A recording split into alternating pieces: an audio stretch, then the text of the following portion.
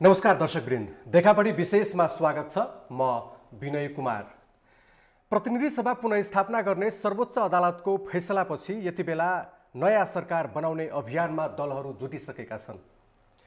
पुष्पकमल दाहाल प्रचण्ड र माधव नेपालले कांग्रेस सभापति शेरबहादुर देउवालाई प्रधानमन्त्रीको अफर नै गरिसकेका छन्। यता शेरबहादुर देउवाले प्रधानमन्त्री ओलीलाई बहुमत पुर्याउन नसके सरकार छोड्दा हुन्छ भनिसके, तर प्रधानमन्त्री केपी शर्मा ओलीले आफूले तत्कालै राजीनामा नदिने र संसदको सामना गर्ने बताएका छन्। अब यहाँनिर राजनीति थप पेचिलो बन्ने देखिन्छ, किनभने स्पष्ट बहुमत कुनै दलसँग छैन। कसै न कसै कुनै न कुनै दलको साथ आवश्यक छ। अब ओलीको आगामी कदम के हुन्छ, कस्तो रणनीति चाल्छन् भन्नेमा सबैको ध्यान केन्द्रित छ। आज हामी यिनै विषयवस्तुमा केन्द्रित रहेर देखापटी विशेषमा कुराकानी गर्नेछौँ। त्यसका लागि आज हामीले स्टुडियोमा निम्त्याएका छौँ नेपाल कम्युनिस्ट पार्टीका नेता शेरबहादुर तामाङलाई। उहाँ केपी ओली पक्षबाट हुनुहुन्छ, उहाँले स्वागत गरौँ। स्वागत छ देखापटी विशेषमा। एकदम नमस्ते। आराम हुनुहुन्छ?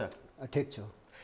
धेरै प्रश्नहरू छन् प्रतिनिधि सभा पुनर्स्थापना भइसकेपछि, तर तपाईको बारेमा के प्रश्न आइराखेका छन् भने 2 महिना पहिले तपाईँ प्रचण्ड माधवतिर लाग्नुभयो, 2 महिनापछि फेरि प्रचण्डलाई नेता मान्न सकिँदैन भनेर फेरि ओलीतिर फर्किनुभयो। किन भनेर जिज्ञासा थुप्रै आम दर्शकहरूका छन्। यसबारे बताइदिनुहोस् न किन? यस सम्बन्धमा त मैले धेरैचोटि प्रश्न पनि गरिसकेका छु। मूलतः हामीले निर्माण गरेको पार्टी र त्यो पार्टीको मनोविज्ञान र त्यससँग खास गरी मदन भण्डारीबाट प्रतिपादन गरिएको जनताको बहुदलीय जनवाद, त्यसबाटै दीक्षित भएर आएका हामीहरू र मूलतः नेकपा एमाले र एमाले धारको विकास र यो लोकप्रिय कम्युनिस्ट आन्दोलनको विकास र त्यही विकासमा विकसित भएका हामीहरू। त्यसो भएको कारणले अब हामी त्यहाँ रहनै सक्दैनौँ र समृद्धि र मुलुकको विकासको हिसाबले पनि त्यो नेतृत्व सम्भव छैन र इभन व्यक्तिको राजनीतिक जीवनको हिसाबले पनि सम्भव छैन। बिस्तारै त्यहाँ धेरै साथीहरू छटपटिरहनु भएको छ। क्रमैसँग तपाईँको चाहिँ हामी हाम्रो आन्दोलनको विकासको लागि, त्यसको बचावको लागि, त्यसको संरक्षणको लागि, त्यसको सङ्ग्रहको लागि हामी पुनः फेरि एकै ठाउँमा उभिन्छौँ। म त के देख्छु भने त्यहाँ रहेका नेतैहरू पनि अन्ततोगत हाम्रो नेता बन्न फेरि पनि तयार हुनुहुन्छ भन्ने कुरामा हामी विश्वस्त छौँ। त्यस कारणले हो। त्यसो भए होइन 2 महिना अगाडिको कुरा त म तपाईँलाई बताउनै चाहन्छु, किनभने हिजो जनताको बहुदलीय जनवाद भनिरहँदाखेरि पार्टीभित्रको आन्तरिक जीवनको लोकतान्त्रिकरणको सिद्धान्त पनि त जनताको बहुदलीय जनवाद थियो। त्यो आन्तरिक जीवनको लोकतान्त्रिकरण भनिरहँदाखेरि पार्टीभित्र निर्वाचन हुन्थ्यो, महाधिवेशनहरूमा निर्वाचन हुन्थ्यो, अधिवेशनहरूमा निर्वाचन हुन्थ्यो। हो, त्यो निर्वाचनको क्रममा कतिपय नेताहरूसँग सम्बद्धता थियो होला नि त। कतिपय नेताहरूसँगको चाहिँ सम्बद्धताको कारणले हार्न नसकेको कतिपय परिस्थिति हुन्छ होला नि त। किनभने नेताहरूको बिचमा चाहिँ ढुवाङ थापाथाप हुन्थ्यो, अनि त्यही ठाउँमा चाहिँ यसलाई जिताउने कि त्यसलाई जिताउने, अथवा तपाईँहरूमध्ये कोही पनि होइन म पनि मै हुँ भन्न पनि त पाइन्थ्यो नि। हो, त्यो बिचमा हामी हार जित भइसकेपछि पनि एउटै पार्टी बनाएर चाहिँ एउटै पार्टीभित्र चाहिँ रहेर काम गर्ने, सबैले भूमिका पाउने चाहिँ वातावरण थियो, जुन सिद्धान्तमा हामीले त्यो वातावरण बनाएका थियौँ। तर आज पार्टी नै विभाजन हुने कष्टमा, हामीले हाम्रो सिद्धान्तै दृष्टिकोणै विभाजन हुने कष्टमा, हामीले हाम्रो चाहिँ तपाईँको चाहिँ हामीले बनाएको मनोविज्ञानै विभाजित हुने कष्टमा त हामीले त्यो सङ्गठनलाई, त्यो मनोविज्ञानलाई, त्यो दृष्टिकोणलाई त बचाउनु पर्यो नि।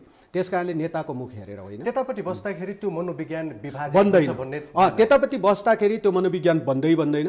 आम जनताको कार्यकर्ताको कुनै मनोविज्ञान छैन र त्यहाँ स्वभावैले हिजो हो 10 वर्षको जनयुद्ध र त्यो जनयुद्धबाट बनिएको नेतृत्व र त्यो मनोविज्ञानले हावी हुन्छ। त्यो खालको मनोविज्ञान देख्नुभयो त्यहाँ चाहिँ एक खालको अब एक हिसाबले भन्दाखेरि कब्जाको मनोविज्ञान छ र त्यो मनोविज्ञानको बिचमा फेरि पनि तपाईँको चाहिँ हामी त्यहाँ रहेका अरू साथीहरू पनि अब मनोविज्ञान के भन्छ भने 62-63 को आन्दोलन, त्यो आन्दोलनभन्दा अगाडिको 12 बुँदे समझदारी हुँदै फेरि पनि कमरेड प्रचण्डहरूले नेतृत्व गरेको मनोविज्ञान, त्यो मनोविज्ञानलाई चाहिँ यता रूपान्तरण हुन सकिन्छ कि?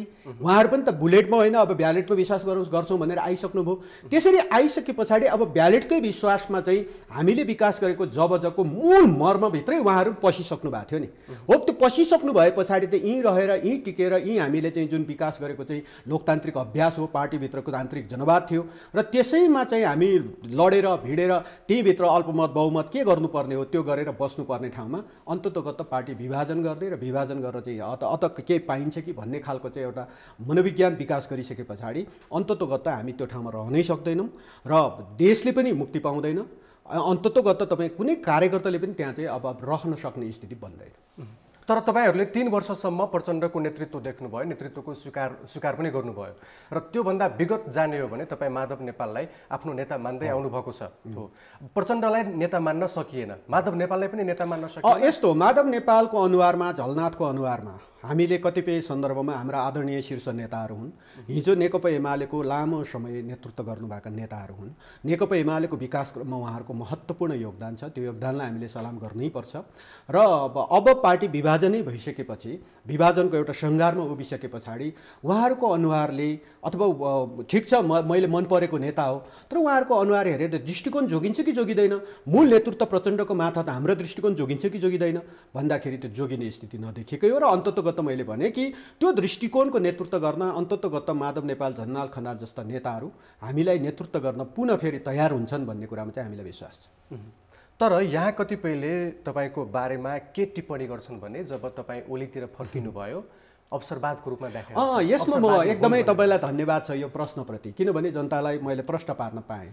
मलाई थाहा थियो राजनीतिक व्यक्तित्वले, राजनीतिक नेतृत्वले अब केही दिनमा के हुँदैछ भन्ने पनि थाहा हुन्छ नि, अलिअलि त सङ्केत त पाइन्छ नि।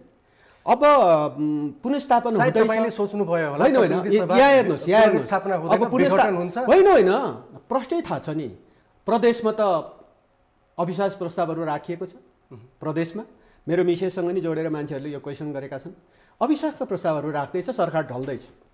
अर्को कोहीसँग मिलेन भने सरकार ढल्दैछ, थाहा छ नि। अनि त्यसपछि अलिअलि सङ्केत, कानुन संविधानका कतिपय कुराहरू हामीले पनि त अध्ययन गरेका छौँ।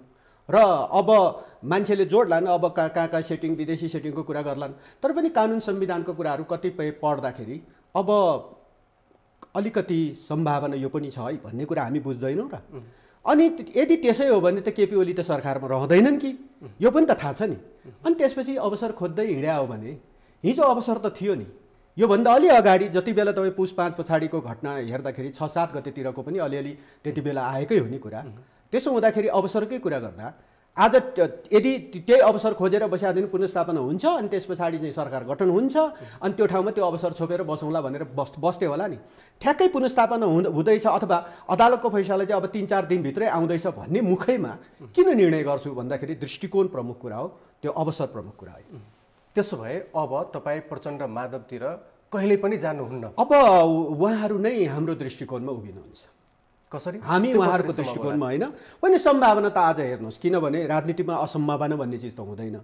त्यसैले आज के त संसदीय दल नेपाल कम्युनिस्ट पार्टी नेकपाको संसदीय दल छ। संसदीय दलको नेता केपी ओली नै हो। केपी ओली संसदीय दलको नेताको हैसियतले प्रधानमन्त्री हुनुहुन्छ र आज अविश्वासको प्रस्ताव दर्ता गर्ने हो भने आफ्नो संसदीय दलको नेतामाथि अविश्वासको प्रस्ताव दर्ता गर्ने हो भने हिजो पुनर्स्थापना भयो भनेर अबिर जात्रा गर्दै गर्दा त्यसको लगत्तै त्यो अबिर पुस्दै नपाइकन अर्कोलाई तपाईँ प्रधानमन्त्री हुनु पर्यो भनेर निवेदन हाल्न जानु परेन होइन? स्थिति त्यो। त्यसैले कम्युनिस्ट पार्टीकै नेतृत्वमा सरकार छ नि अहिले र त्यो संसदीय दल त विभाजित छैन र त्यसैले म त भन्छु अहिले हामीले जाने हो भने त धारा 76 को उपधारा 3 अनुसार जानुपर्छ। त्यो भने चाहिँ बहुमत कसैको पनि भएन, 2 वा 2 भन्दा बढी दल मिलेर पनि बन्ने स्थिति बनेन। किनभने प्रचण्ड माधव कुमार नेपाल कमरेडहरूले अर्को कुनै दलको मान्यता त लिइसकेका छैन। उहाँहरू त आज संसदको हैसियतमा छ, म पनि एउटा सांसदको हैसियतमा हुन्छु, उहाँहरू पनि सांसदको हैसियतमा हो, कुनै दलको चाहिँ हैसियतमा त नरहला। त्यसैले उहाँहरूले हस्ताक्षर गरेर ल देउबलले नै बनाउनुहुन्छ अथवा कोही कसैले बनाउनुहुन्छ भने हस्ताक्षर गरेर धारा 3 अनुसार उपधारा 3 अनुसारको चाहिँ उहाँले त दाबी गर्नु पर्यो कि संसदभित्र कोही एउटा सांसद सदस्यले बहुमत पुर्याउने विश्वसनीय आधार पेश गर्यो भने अनि उहाँले प्रधानमन्त्री नियुक्ति गर्न सक्ने एउटा चाहिँ संवैधानिक व्यवस्था छ। त्यो व्यवस्था अनुसार हस्ताक्षर पुर्याएर बहुमत पुर्याएर राष्ट्रपतिका निवेदन चढाउन जानु पर्यो अनि उहाँ नियुक्ति हुनुहुन्छ। त्यसो भएको कारणले कि त अब केपी ओलीले डाक्नुहुन्छ अब संसदीय दलको बैठक, संसदीय दलको अध्यक्षको हैसियतले त्यो बैठकमा आएर ठिक छ नि त अविश्वासको प्रस्तावै छ भने संसदीय दलभित्र राखौँ नि त अविश्वासको प्रस्ताव, त्यहाँ बहुमत पुर्याउनुहोस्, केपी ओलीलाई फेरिदिनुहोस् होइन। अनि त्यस पछाडि अब को चाहिँ त्यहाँ बन्नुहुन्छ होइन? माधव नेपाल कमरेड बन्नुहुन्छ कि अब तपाईँको चाहिँ प्रचण्ड बन्नुहुन्छ कि को बन्नुहुन्छ संसदीय दलको नेता? त्यहाँ त हाल्नु पर्यो नि त। त्यो चाहिँ तपाईँको चाहिँ तपाईहरुले संसदीय दलबाट केपी ओलीलाई हटाएर प्रचण्डलाई नेता चुनिसक्नु भएको छ। अब त्यो त एउटा होइन, एउटा खेमाको र त्यो अल्पमतले चुनेको, बहुमतले चुनेको छैन। संसदीय दलको बैठक बस्नु पर्यो, संसदीय दलको बैठकको बहुमतले तपाईँको चाहिँ चुन्नु पर्यो।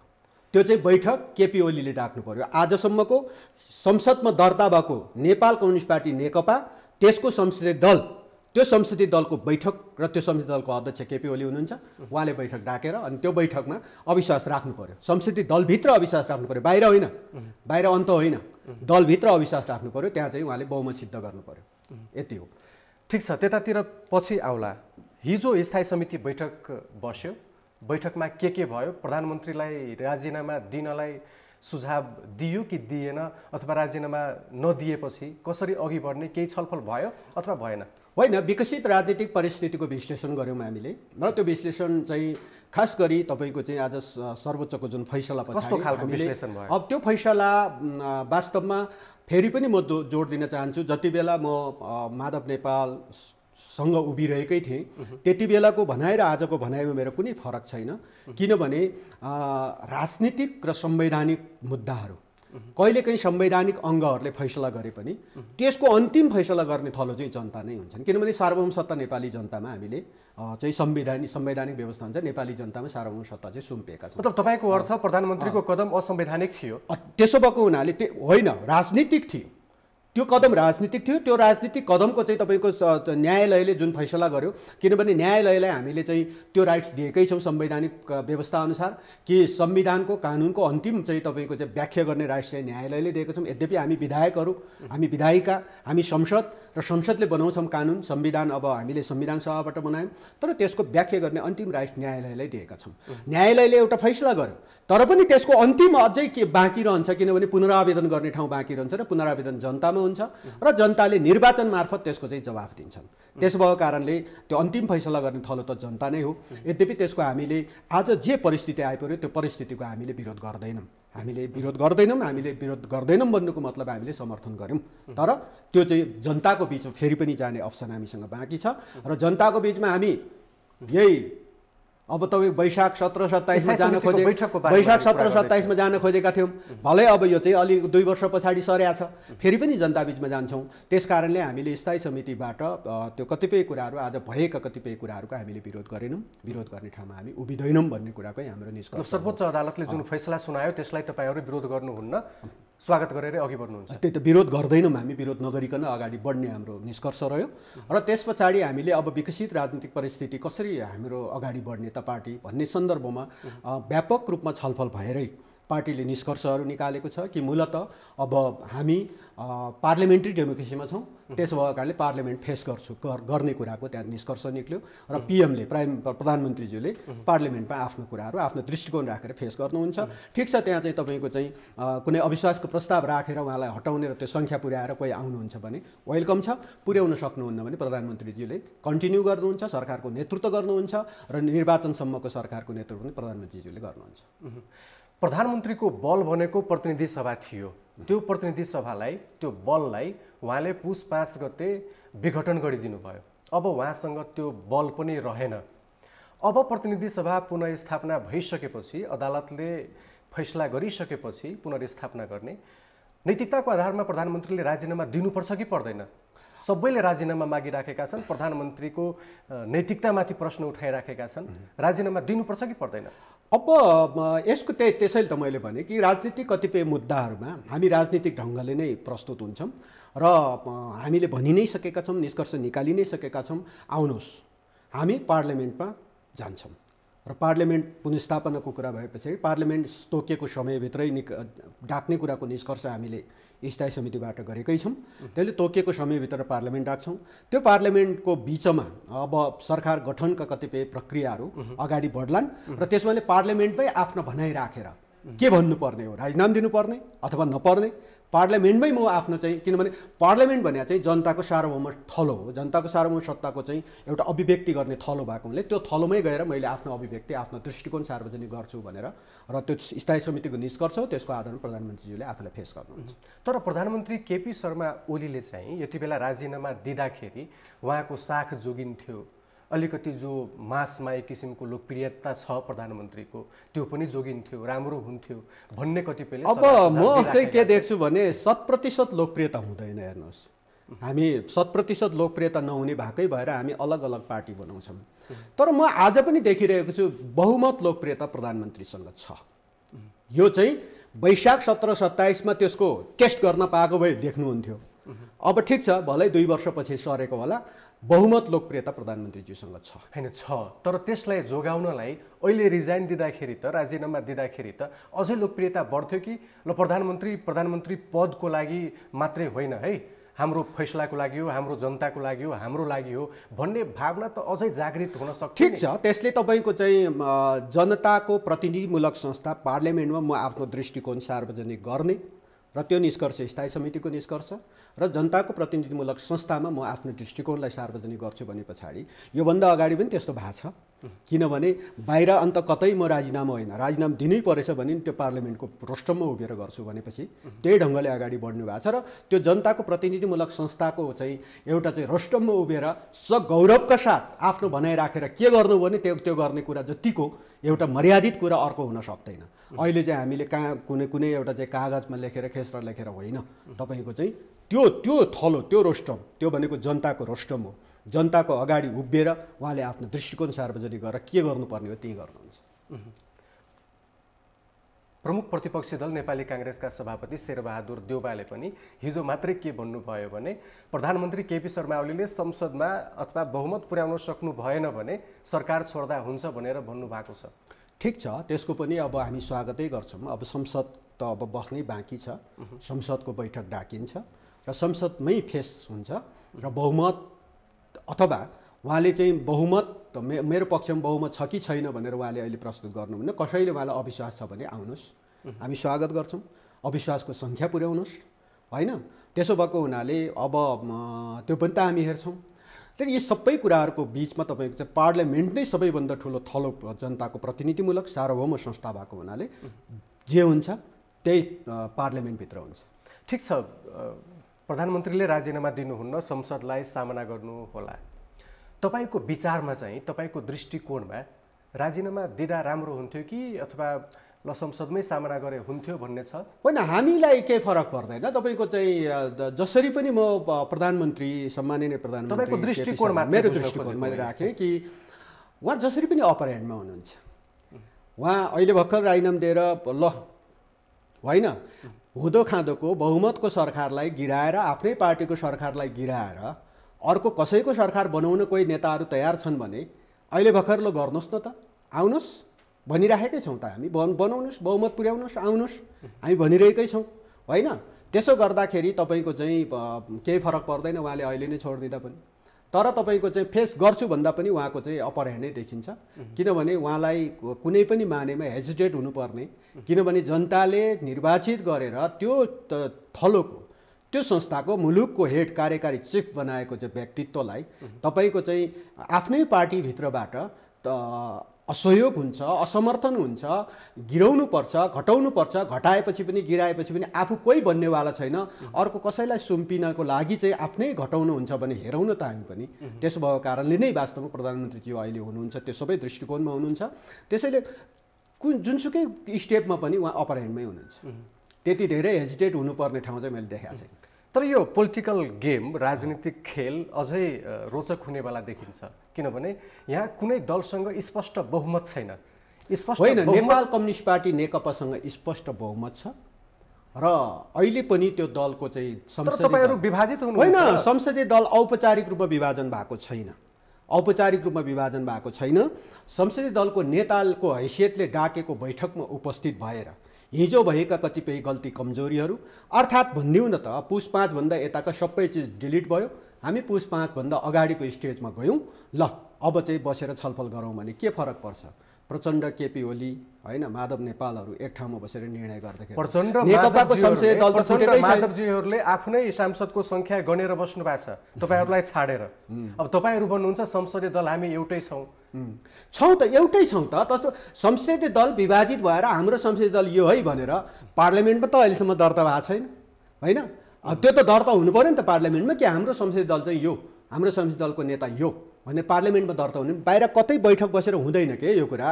यो चाहिँ तपाईँको चाहिँ पार्लियामेन्टभित्र त रजिस्टर्ड हुनु पर्यो। आज कतै जस्तो मैले कुनै एक ठाउँमा एउटा भेला डाक होला, बैठक बसौँला, कुनै पार्टी प्यालेसमा भेला बसौँला, अनि मैले गरेको पार्टी प्यालेसको भेलाले अथवा निर्णयले अनि त्यस पछाडि संसदीय दल हुन्छ र? नत्र त मैले पनि बनाउन सक्छु होला, फलानु मेरो पक्षमा छ भनेर मेरो संसदीय दल भयो भनेर भन्दैमा हुन्छ र?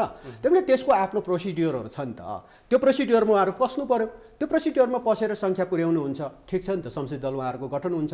त्यसैले त आज तपाईँको चाहिँ अहिले भर्खरै यदि केपी ओलीलाई असमर्थन गर्ने हो भने धारा 76(1) अनुसार पनि बन्दैन, 2 अनुसार पनि बन्दैन, 3 अनुसार कुनै एउटा सांसदलाई अलिकति बताइदिनुहोस् न त्यो 76 को धारा 1, 2, 3 मा के छ अलिकति। एकले त प्रश्न भन्छ नि त, बहुमतको प्राप्त दलले चाहिँ सरकार बनाउँछ, 2ले 2 वा 2 भन्दा बढी दल मिलेर बनाउँछ।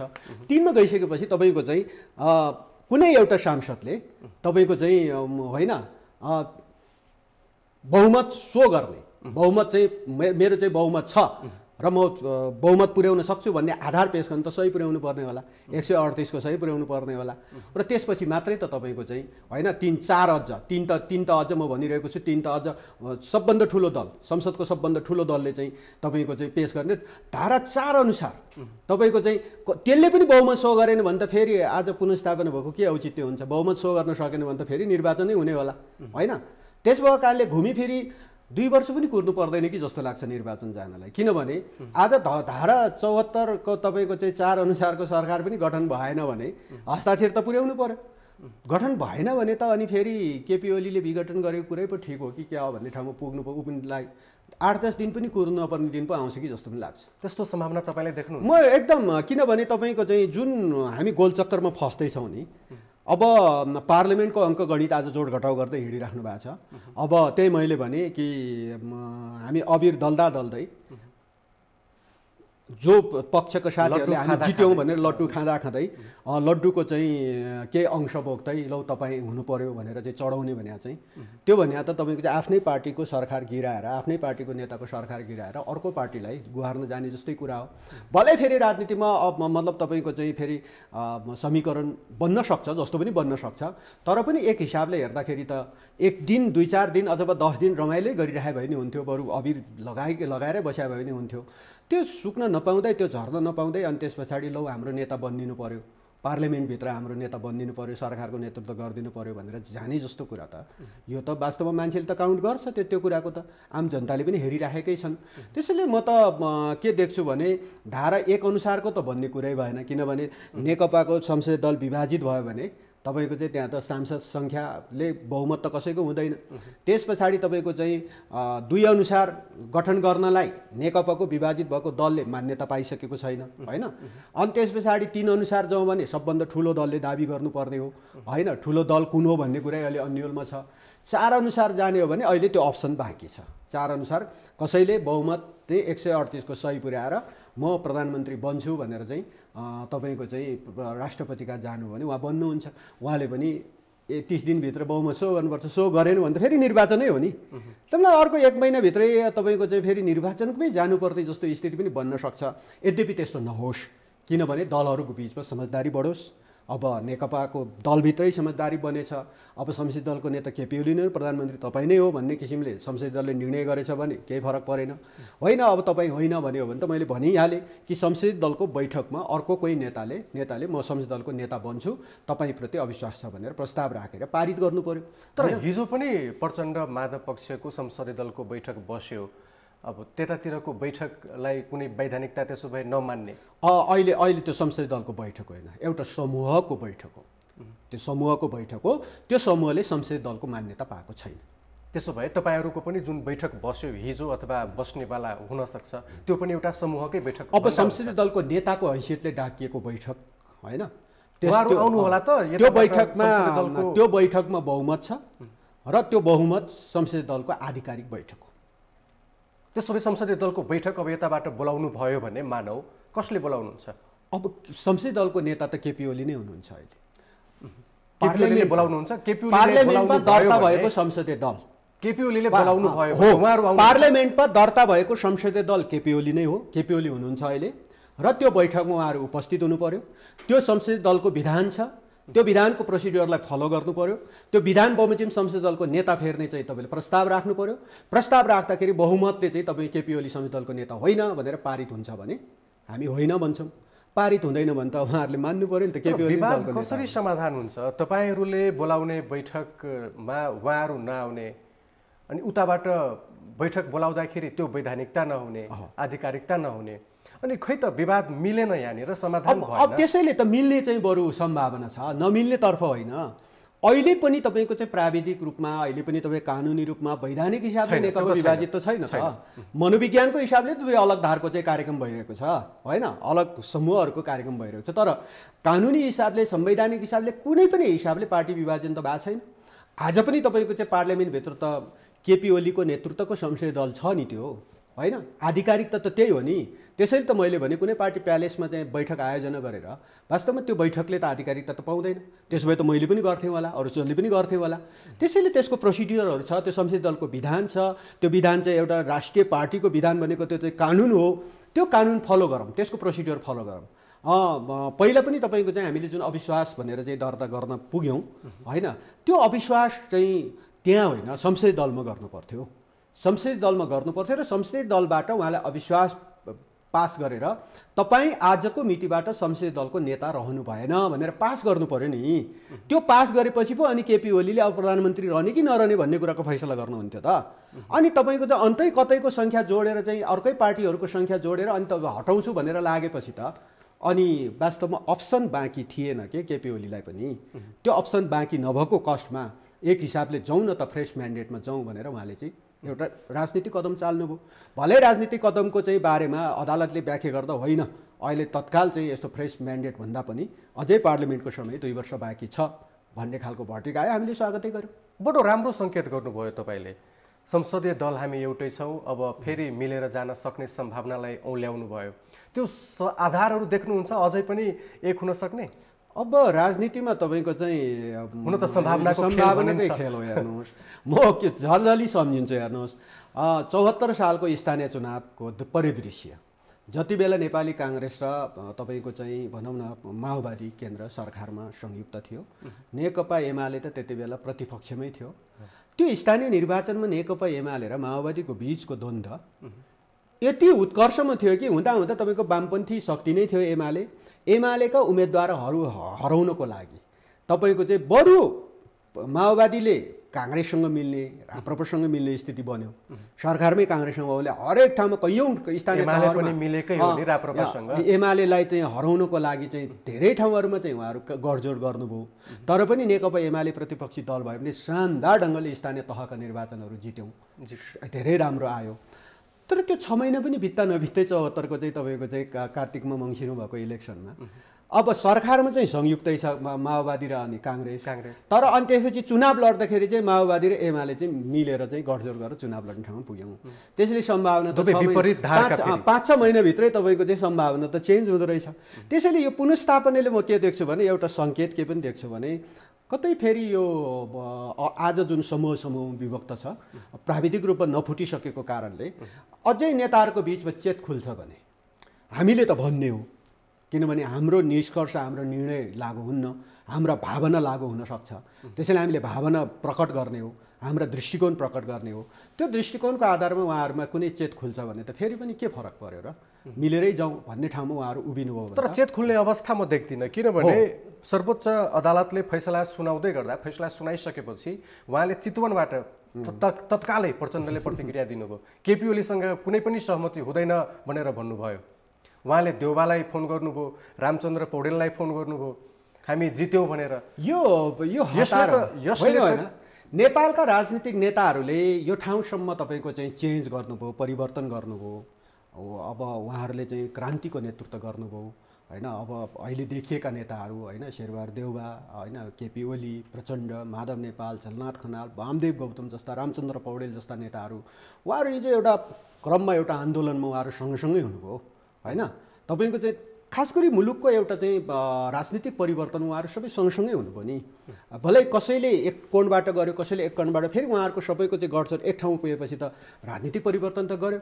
त्यसैले उहाँहरूले त्यो नेतृत्व अगुवाई गरेको कुराको त हाम्रो समर्थन नै छ।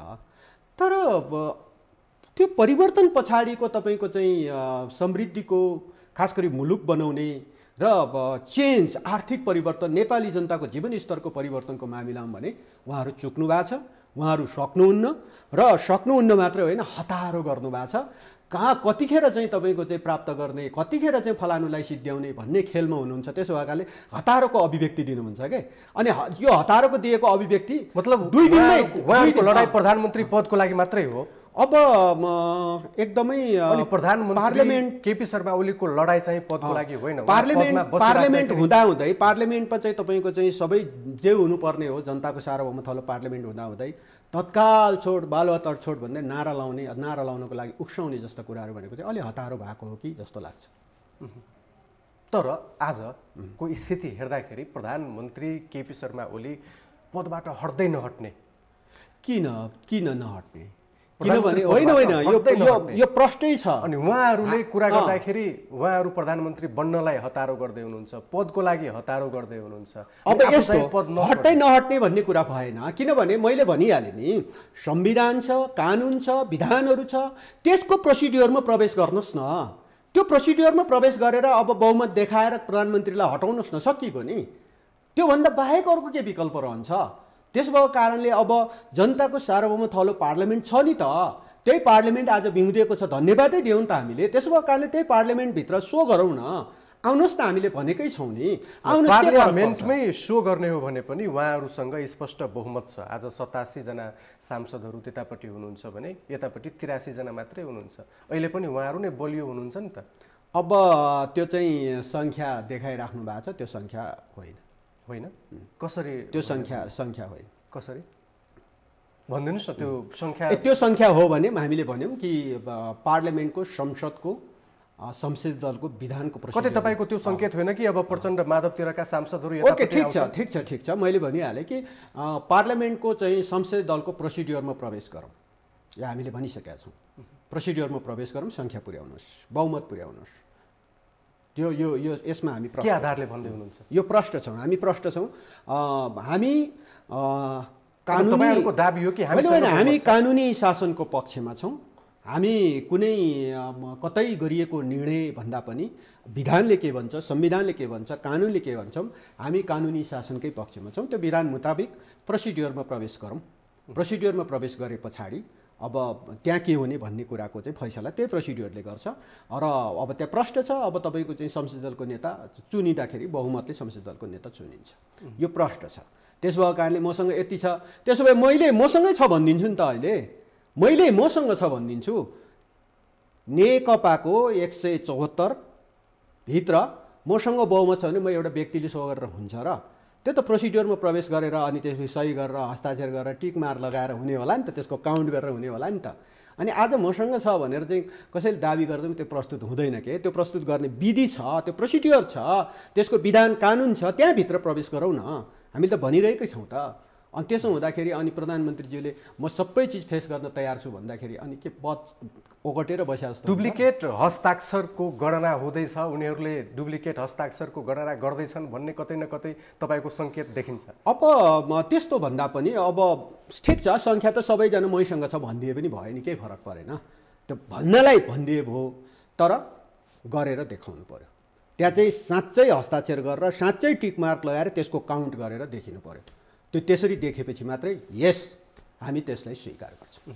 प्रचण्ड माधव पक्षले तत्कालै शेरबहादुर देउवालाई भेटेर उहाँहरूले प्रधानमन्त्रीको अफरै गर्नुभयो। शेरबहादुर देउवाले पनि हामी पार्टीमा छलफल गर्छौँ र छलफल गरेर अघि बढ्छौँ आश्वासन पनि दिनुभयो। तपाईँहरू पनि काङ्ग्रेससँग, सभापति देउवासँग अथवा काङ्ग्रेसका नेताहरूसँग कतै न कतै छलफल गर्दै हुनुहुन्छ। अब संसदमा सामना कसरी गर्ने, काङ्ग्रेसको साथ लिनुपर्छ कि लिनु पर्दैन, त्यतातिर सोच्नु भएको छ कि छैन? अब कुरा चाहिँ के होला भन्ने लाग्छ भने म चाहिँ काङ्ग्रेसको, नेपाली काङ्ग्रेसको अहिले मूलतः देउवा र नेताहरूको मनोविज्ञान, यो नेपालमा त हेर्नुहोस् मनोविज्ञान चेन्ज हुनलाई 6 महिना पनि पर्खिनु पर्दैन, 6 महिना पनि पर्खिनु पर्दैन। आज प्रचण्डले वा केपी ओलीले अफरै गरेछ देउवालाई प्रधानमन्त्री बन्नु होला, मिलिजुली सरकार बन्ला भने पछाडिको 6 महिनाभित्रै तपाईँको चाहिँ मनोविज्ञान, मान्छेको जनताको मनोविज्ञान, काम त हाम्रो आर्थिक स्थिति यही हो, त्यसैले त मैले समृद्धिको कतिपय एजेन्डाहरू प्रस्तुत गरिरहेको छु कि जसले यो मुलुक बन्न सक्छ। आज रेभिन्यूको चाहिँ 8.5 खरब होइन, म त तपाईँ 20-50 खरबको चाहिँ आम्दानीको चाहिँ परिकल्पना पेश गरिरहेको छु। म लगायतका धेरै साथीहरू त्यसमा संलग्न छौँ। हाम्रो चाहिँ एकदम ठुलो रिसर्च गर्ने टिम छ। त्यसैले तपाईँको चाहिँ आर्थिक स्थिति पनि यही हो हाम्रो। हामीले उठाएको रेभिन्यूले हाम्रो साधारण खर्च धान्दैन अनि विकास के को गर्नुहुन्छ होइन। त्यसैले मुलुकको ट्रेजरीमा तपाईँले चाहिँ पैसा बढाउने कुरा नगरिकन त यहाँ आर्थिक चेन्ज त गर्न सकिरहेको छैन। 6 महिनामै तपाईँ केही गर्न नसक्ने जनताले प्रतिपक्षमा बस्न भनेर मतदान गरिसकेको नेपाली काङ्ग्रेस आज नेकपाभित्रको विभाजनको कारणले एउटा समूहलाई लिएर बनाउँदाखेरि अब अर्को 2 वर्ष पछाडि सायद यो विभाजनको कारणले बहुमत आएर 5 वर्षसम्म चाहिँ चलाउन सक्ने भन्ने पार्टी 2 वर्ष अथवा 1 वर्ष सरकार चलाउँदा नचलाउँदा फेरि अर्को निर्वाचनमा जाँदा हार्ने ठाउँमा पुग्ने मनोविज्ञानले उहाँहरूलाई घर गरेको छ। त्यसो भएको कारणले अहिले भर्खरै तपाईँको चाहिँ सरकारमा नेतृत्वमा गइहाल्नुपर्छ भन्ने मनोविज्ञान उहाँहरू पनि बनिरहेको जस्तो लाग्दैन। बनाएर फेरि टेस्ट हुँदा 2 वर्ष पछाडि इलेक्सनमा जाँदा नजाँदै तपाईँको चाहिँ केही गर्न नसक्ने रहेछ भन्ने ठाउँ पुग्यो भने त फेरि। तर उहाँले भनिसक्नु भयो प्रधानमन्त्री ओलीले बहुमत देखाउन सक्नु भएन भने छोड्दा हुन्छ है, म तयार छु भनेर भनिसक्नु भएको छ। अनि त्यसो हो भने यस्तो हो, त्यस्तो मनोविज्ञानको बिचमा नेता नेतृत्व तहमा छलफल त चलिरहेकै होला। यद्यपि जसरी तपाईँको चाहिँ कमरेड प्रचण्ड र माधव कुमार नेपालहरूले अफर गर्न जानुभयो होइन, त्यसै गरी अब म तयार छु भनेर केपी ओलीलाई सन्देश दिनु भने त सायद केपी ओलीसँग पनि उहाँको चाहिँ कुरा भएको हुनसक्छ होइन। त्यसैले राजनीतिमा त्यसैले त असम्भावनाको खेल हुँदैन, सम्भावनाभित्रकै खेल हो। ती सम्भावनाहरूको बिचमा अब हुनसक्छ यस्ता कतिपय कुराहरू वार्तालाप भएका हुनसक्छ। त्यस कारणले गर्दाखेरि ठिकै छ। तपाईँले चाहिँ थाहा छैन त्यो कुरा भने यस्तो चिज चाहिँ तपाईँको चाहिँ कतिपय राजनीतिक कन्फिडेन्सियल कुराहरू हुन्छन्, त्यस्ता कुराहरू कतिपय कुरा चाहिँ थाहा भए पनि अब राजनीतिमा यो 2-4 दिनको परिघटनामा यो हुने चिजहरू हो। रिजल्ट आइहाल्छ, त्यसमाले रिजल्ट आएपछि मात्रै आउने कुराहरू कतिपय कुरा हुन्छन्। त्यस कारणले यस्ता कुराहरू चाहिँ धेरै चिज बाहिर आउँदैनन्। यति बेला सबैको चासो केमा छ भने प्रधानमन्त्री केपी शर्मा ओली त अब कमजोर हुनुभयो, कमजोर भइसकेपछि राजीनामा पनि दिनुभएको छैन। उहाँले म संसदकै सामना गर्छु भन्नुभएको छ। तर यहाँनिर सबैलाई चासो छ प्रधानमन्त्री केपी शर्मा ओलीले के कदम चाल्नु होला फेरि भनेर। अब के लाग्छ तपाईँलाई? होइन, जहाँसम्म कमजोर अथवा बलियोको प्रश्नमा त म प्रष्ट छु। हेर्नुहोस्, मैले अघि नै भने जनमतको हिसाबले अहिले पनि केपी ओली बहुमतमा छ। अब बहुमत जनताको पक्षमा भएको प्रधानमन्त्री केपी शर्मा ओली कमजोर छ भन्ने कुरा त म भन्नै सक्दिनँ, किनभने वैशाखमै इलेक्सन हुने वातावरण बन्या भए अब केपी ओली बहुमत सहितको चाहिँ तपाईँको चाहिँ फर्किन सक्नुहुन्थ्यो। तर अब हामीले केही समय पाएका छौँ, केही समय ग्रेस पायौँ, हामीले पनि पायौँ, किनभने सङ्गठन निर्माण गर्ने पार्टी बनाउने अवसर पाएका छौँ। त्यसैले यद्यपि तपाईँको चाहिँ आजको यो राष्ट्रिय परिघटनाको कतिपय नेतृत्व तहको जोड घटाउमा मान्छेलाई लाग्यो होला होइन। सबै मान्छेले, नागरिक समाजले अथवा बुद्धिजीवी सर्कलले अथवा अदालतले अथवा पार्टीभित्रको चाहिँ केन्द्रीय समितिको गणितमा अनि यो सबै जोड्दाखेरि अलिक कमजोर हो कि भन्ने जस्तो देखिया मात्र हो। र फेरि यो पार्लियामेन्ट्री डेमोक्रेसीमा चाहिँ अथवा लोकतान्त्रिक व्यवस्थामा चाहिँ अन्ततोगत त्यो ठाउँमा पुर्याउने कि नपुर्याउने भन्नेको अन्तिम जिम्मेवारी दायित्व त जनताकै हुन्छ। फेरि जनता बिचमा टेस्ट हुनै नपाइकन कमजोर हो कि कमजोर त किन मान्नु पऱ्यो? किनभने 74 सालको इलेक्सनमा बहुमत दिएको केपी ओली हो, 74 सालको इलेक्सनमा धन्नै 2 दिएको केपी ओली हो। त्यो त अर्को 2 वर्षसम्म कायम रहन्छ नि अझै होइन। भलै पार्टीभित्र पो उहाँ चाहिँ तपाईँको चाहिँ पार्टीभित्रको समस्याको कारणले छोड्नुपर्ने होला, छोडिदिन्छौँ, के फरक पर्छ? छोड्नै पर्ने भए छोडिदिन्छौँ। तर तपाईँको चाहिँ त्यही कारणले चाहिँ त्यत्रो चाहिँ बहुमत प्राप्त नेता अनि कमजोर भयो भनेर कसरी आकलन गर्न सकिन्छ? तर सरकारमा जाउँ भन्ने छ नि त सबै। होइन, सरकारै ठुलो कुरा भएन, ओके, केही फरक परेन। हामी तपाईँको चाहिँ जनताको जनजीविकाको आवाजहरू, जनताको समृद्धिको आवाजहरू सरकारमा बस्दा प्रधानमन्त्री केपी शर्मा ओली प्रधानमन्त्री हुँदा चाहिँ होइन एकदम चाहिँ ठुलो के नभयो। अनि प्रधानमन्त्री केपी शर्मा ओली हिजो प्रतिपक्षमा बस्दा पनि के कमजोर थियो र? हैन, उहाँ त बलियो हुनुहुन्छ। त्यसो भएको कारणले मलाई लाग्दैन केपी ओली प्रधानमन्त्रीको कुर्सीमा हुनु र नहुनुले उहाँको राजनीतिक जीवन र उहाँको सोचाइ, उहाँले जुन ढङ्गले नेपाललाई चाहिँ गाइड लिडरसिप दिइरहनु भएको छ त्यो लिडरसिपमा कुनै फरक पर्दैन। सायद प्रतिपक्षमै बसेकाले उहाँले तत्कालीन चुनावमा राम्रो प्रतिपक्षमै थियो त। हिजो नेपाली काङ्ग्रेस र माओवादी केन्द्र संयुक्त सरकारमा थियो, स्थानीय चुनाव भइरहेको थियो, स्थानीय तहको निर्वाचन भइरहेको थियो। प्रतिपक्षमा केपी ओली हुनुहुन्थ्यो, प्रतिपक्षी दलको चाहिँ नेता, प्रतिपक्षीको पार्टीको अध्यक्ष हुनुहुन्थ्यो। अनि त्यही पार्टीले चाहिँ तपाईँको चाहिँ अनि त्यत्रो स्थानीय तहको निर्वाचन शानदार ढङ्गले विजय प्राप्त कसरी गर्छ? त्यसैले तपाईँको चाहिँ प्रधानमन्त्री कुर्सीमा बालुवाटारमा बस्यो भने चाहिँ एकदम बलियो, एकदम सिंह जस्तै हुने होइन, अनि बालकोटमा बस्नु साथै कमजोर हुन्छ। कमजोर किन भनिराखेका छन् भने किनभने प्रतिनिधि सभा पुनर्स्थापना भइसकेपछि ल नयाँ सरकार बन्ने भयो, अब हामी त्यतैपट्टि लागौँ भन्ने छन् नि। अब मलाई लाग्छ नयाँ सरकार बन्दाखेरि केपी शर्मा ओली बाहेकको चाहिँ सरकार बन्यो भने म देख्छु, झलझली हेरिरहेको छु, इतिहासको सबैभन्दा कमजोर सरकार चाहिँ त्यो हुन्छ। हेरिराख्नु होला, विश्लेषण जनताले 3-4 महिनाभित्रै महसुस गर्नुहुनेछ। यो आज भनिरहेको छु मैले, 3-4 महिना 6 महिनाभित्रै त्यसको चाहिँ विश्लेषण हुनेछ। इतिहासको सबैभन्दा कमजोर सरकार हुनेछ। हुन त यो सरकार पनि 2/3 झन्डै 2/3 मतसहितको सरकार थियो, अहिले पनि छ, तर खै त त्यति राम्रो काम गर्न सकेन। कामको सवालमा त म भन्छु, हेर्नुहोस्, कामको सवालमा त किनभने यो सरकारमा म पनि केही समय 4 महिना 10 दिन मैले केपी ओलीकै नेतृत्वमा मन्त्री बन्ने अवसर पाएँ र त्यति बेला तपाईँको चाहिँ त्यति छोटो अवधिमा यो मुलुकको संविधान कार्यान्वयनसँग सम्बन्धित सबै कानुनहरू हामीले क्लियर गऱ्यौँ। त्यति छोटो अवधिमा संविधानसँग बाजिएका सबै कानुनहरू संशोधन गर्न भ्यायौँ। र हो, मैले त्यतिखेर नेतृत्व गरेर त 3टा कुरा मैले गर्न सकिनँ, भ्याइनँ। बोलेको पनि हो, इभन प्रधानमन्त्री पोजिटिभ हुनुहुन्थ्यो, अहिले पनि पोजिटिभ हुनुहुन्छ र प्रधानमन्त्रीले त भनिसक्नुभयो मेरा सबै सम्पत्ति राष्ट्रको नाममा घोषणा गरिसक्नुभयो नि। अर्को कोही नेता आछ प्रधानमन्त्री मात्रै चोखो भएर बस्नुहोस् न, म भनिरहेको छु, त्यसैले त म भनिरहेको छु मेरा सबै सम्पत्ति राष्ट्रको नाममा भन्न सक्ने प्रधानमन्त्रीले सबै राजनीतिक दल, सबै सार्वजनिक पद धारण गरेका व्यक्तिहरूको सम्पत्ति विवरण सार्वजनिक गर्ने कानुन बनाउँदाखेरि, मैले बनाएर अगाडि बढाउँदाखेरि हस्ताक्षर गर्नुहुन्थ्यो उहाँले, मलाई विश्वास छ। त्यो विश्वास भएरै मैले त्यो बढाएको थिएँ नि। तर आज त्यो कानुन हेरौँ न त, अर्को कोही सरकार आएर बढाउँछ कि बढाउँदैन, होइन? त्यो कानुन भने अधुरो रहेको हो। मैले त्यतिखेर अगाडि बढाएकै हो। तपाईँको चाहिँ यो खास गरी तपाईँको कमिसन कानुन, राष्ट्रका ठुल्ठुला खरिदमा आउने कमिसनलाई राज्यको ढुकुटीमा हालौँ, त्यो कानुन बनाऊ, आवाज उठाएकै हो नि। र त्यो आवाज फेरि पनि छ, फेरि पनि म प्रधानमन्त्री केपी शर्मा ओलीको नेतृत्वमै त्यो आवाज सम्पन्न हुन्छ भन्ने मलाई विश्वास छ। मैले सार्वजनिक खरिद ऐन, जुन खरिद ऐनको जगमा टेकेर ठुल्ठुला भ्रष्टाचार हुने गर्छ, ठुल्ठुला अनियमितता हुने गर्छ, राष्ट्रको विकास निर्माणमा चाहिँ त्यहाँ धेरै ठुलो घोपला हुने गर्छ, त्यसैले सार्वजनिक खरिद ऐनलाई संशोधन गर्ने भनेर अगाडि बढाएकै हो नि। त्यो कतिपय चिज विविध परिस्थितिको कारणले, 70 करोडको काण्ड बाहिरियो, त्यही नभएको कारणले म अलिकति विविध कारणले तपाईँको बाहिर निस्केँ होला। त्यो निस्केको कारणले त्यसको गाइड र लिडरसिप गर्ने मान्छे अभावले आज प्रधानमन्त्री केपी शर्मा ओलीले ती कुराहरू अगाडि बढाउन सक्नु भएन नि। तर उहाँलाई विश्वास छ कि म पनि त्यो ठाउँमै रहँदाखेरि, उहाँको अन्डरमा रहेर काम गर्दाखेरि यो चिजहरू अगाडि बढाउन सकिन्छ भन्ने उहाँलाई विश्वास थियो। त्यही विश्वासको आधारमा उहाँसँग मेरो मत मिल्ने हो नि। त्यही मत मिल्ने कारणले म आज उभिएको छु नि। मलाई कुनै पदको लोभ होइन नि त। त्यसो भएको कारणले यी एजेन्डाहरू, यो त रह्यो राष्ट्रको चाहिँ समृद्धि, राष्ट्रको चाहिँ वास्तवमा नियमित दैनानुदिनको कुरामा राष्ट्रलाई भ्रष्टाचार मुक्त बनाउने कुरामा उहाँले भन्नुभएकै हो नि। म भ्रष्टाचार गर्दिनँ, भ्रष्टाचार गर्नेको चाहिँ अनुहारै हेर्दिनँ। हो, ठिकै छ, केही मान्छेहरूको बारेमा क्वेसन उठेकै हो, नउठेको होइन। उठेको छ भने यो मुलुकमा त्यस्ता संस्थाहरू छन्, कानुनले बनाएका संस्थाहरू छन्, संवैधानिक अङ्गहरू छन्, ती अङ्गहरूमा उजुरी हाल, निवेदन गर। त्यस पछाडि को कति पानीमा चाहिँ जाँचौँ न त।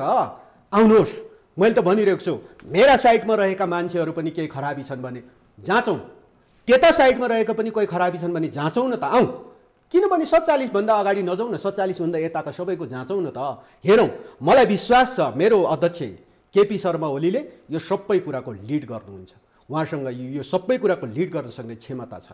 त्यसले यो पाटो छ। अर्को पाटो मुलुकको समृद्धिको लागि हामीले त्यही भने नि, खरब रुपियाँको आम्दानी हुन सक्ने धेरै बाटाहरू छन् हामीसँग। हामीले अहिले नै भनौँ न, गाँजा खेतीलाई वैधानिकता गर्न साथ हरेक नेपाली युवाहरू अरबको खाडीमा जानै पर्दैन, यही मुलुकमा बसेर लाखौँ लाख कमाउन सक्छन्। यो हामीसँग चाहिँ प्रुफ भएको चिज छ। त्यसै गरी हामीले चाहिँ लोकल रक्सी जस्ता चिजहरूलाई विदेशी रक्सी चाहिँ ल्याएर खरबौँको खान सक्ने, हाम्रो लोकल रक्सीलाई ब्रान्डिङ गर्दा के हुन्छ, ब्रान्डिङ गरेर विदेशमा पठाउँ भने अरब रुपियाँ हामीले आम्दानी गर्छौँ। त्यसै गरी आज रक्तचन्दन जस्ता चिजहरू हाम्रा हरेक नदी किनारहरूमा हुन्छ। म त आज भन्छु, आज राष्ट्रले घोषणा गर्दाखेरि धेरै युवाहरूलाई चाहिँ तपाईँ त्यो काममा लगायौँ भने आज लगाएको रक्तचन्दन 10 वर्ष 15 वर्ष पछाडि म प्रत्येक नेपाली युवालाई 10 करोडको मालिक बनाउन सक्छु। म अहिले नै घोषणा गर्छु नि तपाईँको चाहिँ च्यानल मार्फत। त्यसो भएको हुनाले यस्ता चिजको वास्तवमा लिडरसिप, सही लिडरसिप चाहिन्छ। सही लिडरसिप भएन भने त्यो हुँदैन। अब त्यो एजेन्डा पनि तलपत्र पर्ने भयो? पर्दैन। किन पर्दैन भने हामी तपाईँको चाहिँ ठिक छ, हामी वैशाखमै जाँदाखेरि त्यो एजेन्डा सहित जनताको बिचमा गएर हामी पुनः सरकार बनाएर अगाडि बढ्थ्यौँ। मलाई 1 वर्ष अलिक ढिला होला, केही फरक पर्दैन। हामी यी एजेन्डा सहित जनताको बिचमा जान्छौँ र यो मुलुक त हामी 5 वर्ष 7 वर्षभित्रै धनी बनाउँछौँ, यो मुलुक समृद्ध बनाउँछौँ। यहाँको जनता, प्रत्येक जनता धनी हुन्छन्। हाम्रा पासपोर्ट विदेशी भूमिमा गएर देखाउन साथ सलाम ठोकेर इन्ट्री गर्ने ठाउँमा पुग्छौँ। हामी आज तपाईँको चाहिँ हाम्रो पासपोर्ट देख्न साथ नाक खुम्च्याएर मान्छेले चाहिँ अनेक ठाउँमा चाहिँ सबै लुगा खोलेर चेक गर्ने ठाउँमा हामी उभिने हो र? नेपालको जतिसुकै करोडपति होस् न, विदेशी भूमिमा हाम्रो पासपोर्ट देख्न साथ के हकीकत छ? त्यो हकीकतबाट सिट ठाडो गर्ने उपाय के छ? त्यसको बारेमा हामीले बहस नगर्दै हो र? त्यसैले मलाई विश्वास छ कि कुरा पनि मिल्छ, हामीले कुरा पनि गरेका छौँ। त्यो हिसाबले चाहिँ उहाँको नेतृत्वमा चुनावमै गए भए अब उहाँ फेरि चुनावबाट जितेर आएर फर्केर यो काम गर्ने भन्ने हाम्रो अभियान थियो। अब पुनः भएको छ, केही फरक परेन। हामी यो एजेन्डा सहित जनताको बिचमा जान्छौँ, सङ्गठन बनाउँछौँ। 2 वर्षपछि हुन्छ। निर्वाचन आयोगले चुनावका सबै प्रक्रियाहरू स्थगित गरिसकेको छ। अब त चुनाव हुने सम्भावना रहेन। त्यसैले त अब अहिले तत्कालमा केही साथीहरूलाई एकदम चाहिँ, त्यसैले म भन्छु के ठुलो भाँडामा सिद्धे पनि कोरकार गर्दा 1 बटुको आउँछ भने जस्तो हुन्छ क्या। त्यही 1 बटुको भागचुडीमा 1 बटुको चाहिँ यसो बाँडफाँडमा साथीहरू अल्झिनु भएको छ। कति अल्झिँदो रहेछ हेर्छौँ नि हामी, कति बाँड्दो रहेछ, कति पुर्याउँदो रहेछ हेर्छौँ नि हामी। त्यसैले भाँडोभरि बनाऊ भन्ने हाम्रो लक्ष्य हो। भाँडोभरि बनाऊ, भाँडोभरि बनाएर सबै नेपाली जनतालाई पुग्ने बनाऊ। आफू मात्रै यसो अलिकति निकालेर बाँडेर खाने होइन के, नेपाली जनतालाई बाँडौँ र त्यो अभियानमा हामी लागौँ। त्यसैले त राजनीतिक खिचतानीमा नलागौँ, जनताको अभिमतमा जाउँ भन्ने हाम्रो एउटा दृष्टिकोण बनेकै हो नि। तर अब अन्त्यमा आइपुगेका छौँ हामी। अब निचोड सुनाइदिनुहोस् न, प्रधानमन्त्री केपी शर्मा ओलीसँग भएका विकल्पहरू के छन् र उहाँले चाल्न सक्ने कदमहरू के हुन सक्छन्? निचोड मात्रै सुनाइदिनुहोस् न। अब नेकपा के हुन्छ? होइन, नेकपा त अब सबभन्दा पहिलो विकल्प त अघि नै पनि हामीले भन्यौँ, संसदीय दल विभाजित छैन, नेकपा पनि औपचारिक रूपमा विभाजन भइसकेको छैन। त्यसो भएको कारणले नेताहरूको बिचमा अझै समझदारी काहीँ गर्न सकिन्छ भने हामीले दिएका सुझावको आधारमा नेताहरू अझै पनि एक ठाउँमा बस्नुहोस्। के फरक पर्छ? दल त अलगै हो नि। नेपाली काङ्ग्रेस, कम्युनिस्ट दृष्टिकोण र काङ्ग्रेसको दृष्टिकोण त अलगै हो नि। आज 2टा समूह अलग भयो नेकपा बिचमा, होइन? अनि खुसियाली मनाउँदै लड्डु खाँदै लड्डुको र केकको चाहिँ आधी भाग लिएर अनि देउवालाई खुवाउन जाने, त्यही लिएर केपी ओलीलाई खुवाउन आए के फरक पर्छ होला? पार्टी त एउटै हो, दल विभाजन पनि भइसकेको छैन। प्रचण्डले केपी ओलीसँग संवाद गर्नुपर्छ भनिराख्नु भएको छ। अब आए भयो नि, पार्टी त एउटै हो, दल हो, आफ्नै नेता हो नि। तपाईँको उही कम्युनिस्ट पार्टी भएर विकसित भएर आएको होइन, कम्युनिस्ट दृष्टिकोणको साथ आएको होइन। समाजवादको एजेन्डा छैन यिनीहरूसँग, आइडियोलोजी छैन। समाजवाद भन्ने अनि कम्युनिस्ट पार्टी भन्ने, हामी 6 सालमा पुष्पलालले गठन गरेको पार्टीकै सदस्यहरू हौँ भन्ने, अनि त्यस पछाडि लड्डु लिएर अन्त पुग्ने कुरा कति सुहाउँछ होला? त्यसैले आउनुहोस् न त, एकचोटि त्यही लड्डु लिएर केपी ओलीका खुवाउन आउनुहोस् त। केपी ओलीले त्यस पछाडि के गर्नुहुन्छ, होइन? त्यसपछि गर्नुहोस् न, अरू के गर्नुपर्ने? त्यसो भएको कारणले म त अझै सम्भावना पहिलो यदि त्यस्तो हो भने पहिलो अप्सन यही हो। केपी ओलीले पनि संवाद प्रक्रिया अघि बढाउनु पर्थ्यो, फोन गर्नु पर्थ्यो, ल आउनुहोस् अब जे भयो अब हामी मिलौँ अनि मिलेर फेरि सरकार बनाऊ, तपाईँ नै प्रधानमन्त्री बन्नुहोस् भन्न सक्नु पर्यो नि त। अब त्यही त पहिलो अप्सन यही हो कि नेताहरूको बिचको समझदारी बनोस्, होइन? नेताहरू बिचको समझदारी बन्छ भने अझै औपचारिक रूपमा कानुनी रूपमा पार्टी विभाजित भएको छैन, मनहरू विभाजित भएको हो। हाम्रा मनहरू विभाजित भयो, त्यो विभाजित मनहरूलाई एक ठाउँमा ल्याउने पहिलो अप्सन हो। दोस्रो अप्सन, अब संसदीय दलको रूपमा प्रचण्ड माधव कमरेडहरूले संसदीय दलको विभाजन र संसदीय दलभित्र मतमतान्तर गर्ने एउटा प्रोसिड्युर हो। मैले अघि नै भने त्यो प्रोसिड्युरभित्र आउनुहोस्। त्यो प्रोसिड्युरमा आउँदा त्यस पछाडिको प्रोसिड्युर के अपनाउनुहुन्छ, केपी ओली रेडी हुनुहुन्छ। त्यसो भएको कारणले यो प्रोसिड्युरमा आउनुहोस्। दोस्रो अप्सन। तेस्रो अप्सन, तपाईँको चाहिँ वैधानिक रूपमा पार्टी मूलतः केपी ओलीलाई के अप्सन अर्को खुल्ला छ भने पार्टी नै बनाउँदाखेरि पनि उहाँलाई जनताको बहुदलीय जनवाद र मूलतः तपाईँको चाहिँ मुलुकको समृद्धिको इस्युमा नेतृत्व गरेर अगाडि जानको लागि मूलधार हिजो तपाईको चाहिँ मनमोहन अधिकारी मदन भण्डारीले विकसित गरेको पार्टी, त्यो पार्टीको मूलधारलाई सङ्गठित गर्ने र अनि त्यसपछि समृद्धिको विषयमा सबै नेपाली जनतालाई गोलबन्द गर्ने उहाँलाई अर्को अप्सन छ। त्यो अप्सन जीवितै छ, त्यो अप्सनमा उहाँ लाग्नुहुन्छ। अर्को चाहिँ तपाईको चाहिँ सहर्ष ढङ्गले अब पार्लियामेन्टको बहुमत अरू कसैले सो गर्छ भने प्रतिपक्षमा बस्ने र आफ्नो पार्टी 2 वर्षसम्म देशव्यापी आफूलाई सङ्गठन चाहिँ निर्माण गर्ने र सङ्गठन निर्माण गरेर अर्को इलेक्सनसम्ममा बहुमत पुर्याउने गरी। म त वैशाखमै बहुमत देखिरहेको थिएँ, अर्को इलेक्सनमा जाँदा बहुमतभन्दा अझै बढी पुग्ने खालको सम्भावना देखिरहेको छु।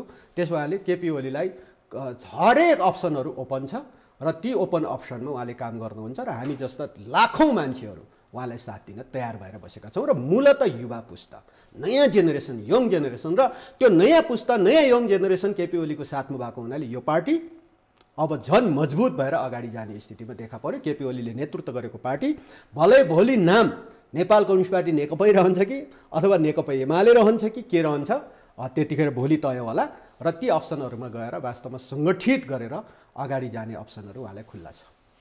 तपाईले भन्न खोज्नु भएको यो त होइन कि राजनीतिक अध्यादेश ल्याएर पार्टी फुटाउने र फेरि नेकपा एमाले बनाउने अथवा नेकपा एमाले जो निर्वाचन आयोगमा दल दर्ताको रूपमा छ त्यतापट्टि बिउटाउने भन्ने छ। केपी ओली हरेक स्टेपमा उहाँ तपाईको चाहिँ हरेक अप्सनहरू ओपन नै छ उहाँको लागि। त्यसो पनि गर्न सक्नुहुन्छ। कुनै अप्सन उहाँको लागि बन्द छैन। हेर्नुहोस् अहिलेको मतलब राजनीतिक अध्यादेश पनि ल्याउन सक्नुहुन्छ। त्यसैले म के देख्छु भने केपी ओलीमा आफ्नो एउटा चाहिँ स्पष्ट दृष्टिकोण र भिजनको साथ उहाँ अगाडि बढ्ने नेता भएको हुनाले आज तपाईको चाहिँ उहाँको अनुहारमा कुनै आफू हारेको वा ग्लानी भएको कुनै महसुसै छैन। किनभने उहाँ आफ्नो स्टेपमा प्रष्ट छ, आफ्नो अप्सनहरू सबै ओपन छ। त सबै अप्सन ओपन भएको नेतालाई अनि किन हारेको हुनुभयो? झन् जित्दै हुनुहुन्छ, झन् जितिरहनु भएको छ। र जस्तो भनौँ न, कुरा भनिदिनुहोस् न, अध्यादेश ल्याएर पार्टी फुटाउनुहुन्छ कि हुन्न? अब त्यो चाहिँ कतिपय पार्टीभित्रको आन्तरिक समीकरणका नेता नेतृत्वको व्यवहार र उहाँहरूले चाल्ने कदममा भर पर्छ। उहाँहरू कसरी अगाडि बढ्नुहुन्छ र त्यो कदमको आधारमा के गर्ने हो, कसरी जाने हो भन्ने कुराको तय गर्छ। उहाँहरूको क्रियाको आधारमा तपाईँहरूले प्रतिक्रिया दिनुहुन्छ? अब हुन त केपी ओली पहिला क्रिया दिने मान्छे हो, अरूले प्रतिक्रिया गर्ने हो, होइन? त्यसैले उहाँलाई यसपालि कतिपय सन्दर्भमा कहिलेकाहीँ राजनीतिमा के हुन्छ भने एक कदम पछाडि हटेर 2 कदम अगाडि बढ्ने स्थिति पनि बन्न सक्छ। त्यस्ता चिजहरूमा पनि सजग छौँ हामी। त्यसो भएको कारणले अब हेरौँ, अब यो फेरि धेर दिन पर्खिनु पर्दैन, यो हप्ता 10 दिनभित्रै यो सबै क्रियाकलापहरू अगाडि बढ्छ। अध्यादेश ल्याउनुहुन्छ र पार्टी फोड्नुहुन्छ? अब म अहिले त्यो अप्सनमा जानुपर्छ जस्तै लाग्दैन, किनभने नेपाल कम्युनिस्ट पार्टी नेकपा र सूर्य चिन्ह केपी ओलीकै साथमा रहनेछ। तर त्यस्तो अवस्था त छैन नि, किनभने बहुमत यतापट्टि छ। अब यसका ठिक छ, यसका कानुनी व्याख्याहरू संवैधानिक अङ्गहरूले कसरी गर्छन् त त्यो त गर्न बाँकी नै छ नि। त्यसैले अब त्यो अप्सन नै खुल्ला छ केपी ओलीको लागि। त्यसो भएको कारणले अब त्यो अप्सन बाँकी छँदै अर्को अप्सन उहाँ जानुहुन्न। हुन्छ, देखापट्टि विशेषका लागि समय दिनुभयो, यहाँलाई धेरै धेरै धन्यवाद। धन्यवाद। दर्शकवृन्द, आज हामी देखापट्टि विशेषमा समसामयिक विषयवस्तुमा केन्द्रित रहेर कुराकानी गऱ्यौँ। अब नयाँ सरकार बन्ने जुन खेल चलिराखेको छ, अब कसरी अघि बढ्छ नेकपा अथवा काङ्ग्रेससँग मिलेर अघि बढ्ने हो कि अथवा जसपासँग मिलेर अघि बढ्छ, यी यावत प्रश्नहरूको बारेमा हामीले सवाल जवाफ गऱ्यौँ। अर्को दिन हामी अर्को विषयवस्तुमा केन्द्रित रहेर देखापट्टि विशेषमा कुराकानी गर्नेछौँ। हेर्दै गर्नुहोला देखापट्टि.com। नमस्ते।